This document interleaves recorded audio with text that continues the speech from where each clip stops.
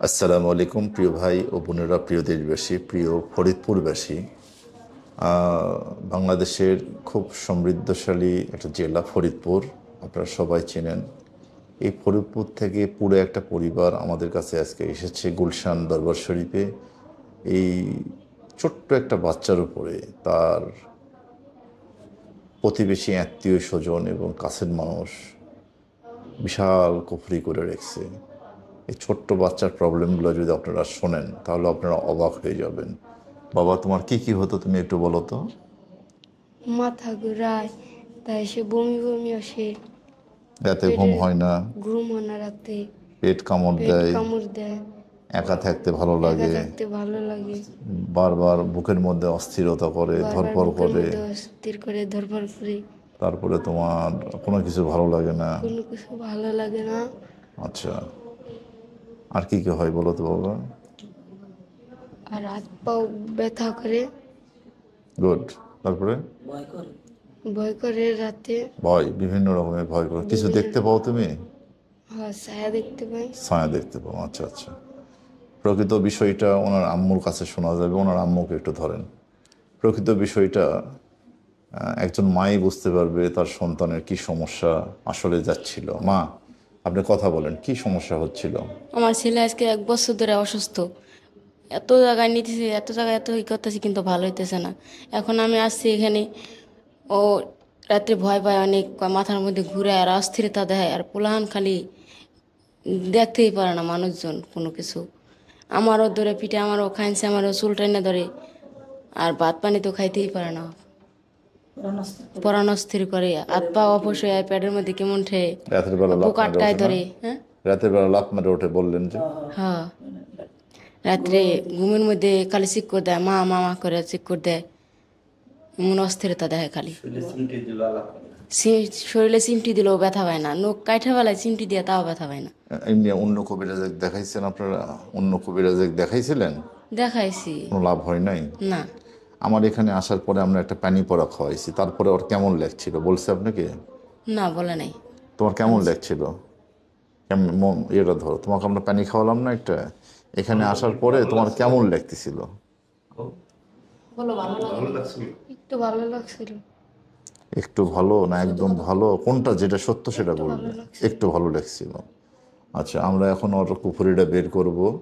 সরাসরি আপনার লাইভ দেখবেন। ফরিদপুরবাসীর কাছে অনুরোধ, যদি এই ধরনের বাচ্চাদের সমস্যা হয় ইমিডিয়েটলি আপনারা ডাক্তারকে দেখাবেন। এরপরে আমি সাইকোলজি বিশেষজ্ঞকে দেখানোর পরামর্শ দিয়েছি, তাই না? আমি ওনাদেরকে সাইকোলজি বিশেষজ্ঞকে দেখানোর পরামর্শ দিয়েছি, যেহেতু আর কে হয় আপনার এটা? কথা বলেন, কতদিন ধরে এই সমস্যা?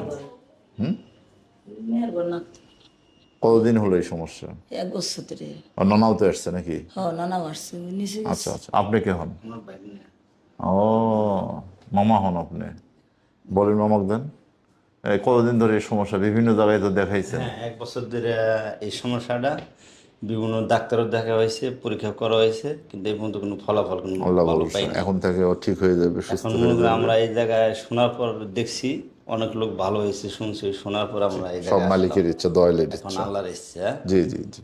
আমাদের বিশ্বাস করে আইছি, আর আল্লাহ মাফ করে এই আল্লাহ জায়গাতে হেফাজত আমাদের করেন এই- মালিক। আপনারা দেখেন, লাইভ দেখবেন যে ওনার ভিতর থেকে কি বের হয়, আপনারা অবাক হয়ে যাবেন। ঠিক আছে বাবা, বিসমিল্লাহির রহমানির রহিম। এই দুধটা মুখের মধ্যে নিয়ে কুলি করবে, কুলি করে এটার ভিতরে ফেলবে। হ্যাঁ, কুলি করে ফেলবে, মুখে কুলি করে করে এর মধ্যে ফেলবে। মুখের মধ্যে নিবে, নিয়ে কুলি করে আবার ওটা মুছে দিবে। ব্যাস, আরেকবার আরেকবার মোছো, মোছা আরেকবার ফেলো। আপনারা লাইভ দেখবেন একটা ছোট বাচ্চাকে কিভাবে ক্ষতি করা হয়েছে, এবং তার বাবা দেশের বাইরে থাকে, মা সেই বাচ্চাকে সামলাতে পারে না। এলাকাবাসী, আপনারা খেয়াল করে দেখুন এই বাচ্চাটার ভিতরে কি ছিল, এবং মানুষ আসলে মানুষের এরকম ক্ষতি করতে পারে, এটা আসলে অন্যায়।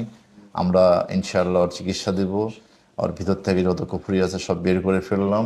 এরপর ওর শরীর বন্ধ করে দিব, যেন পরবর্তীতে ওর যেন কেউ ক্ষতি না করতে, বেঁধে দাও, ওর যেন কোনো ক্ষতি না করতে পারে। সবাই এই বাচ্চার জন্য দোয়া করবেন, সে যেন পরবর্তী জীবনে সুস্থ থাকে, ভালো থাকে এবং সুন্দর জীবনযাপন করে। ওর বাবা এবং মায়ের জন্য দোয়া করবেন। ওর বাবা বিদেশে আছে, বাংলাদেশের রেমিডিস কর্মী, বাংলাদেশের যারা হচ্ছে বৈদেশিক মুদ্রা দিয়ে সহযোগিতা করতেছে বাবা, ওই বাবার জন্য দোয়া করবেন। সে অনেক কেয়ারফুল ছেলের প্রতি, পরিবারের প্রতি, সে যেন ভালো থাকে এবং বিদেশ থেকে যেন ভালোভাবে আসতে পারে। তার মায়ের জন্য দোয়া করবেন, সে যেন ভালো থাকে, তার সন্তানের যেন পরবর্তীতে আর কিছু না হয়। কান্নাকাটি করার কিছু নেই, টেনশন করে নেই, ঠিক আছে?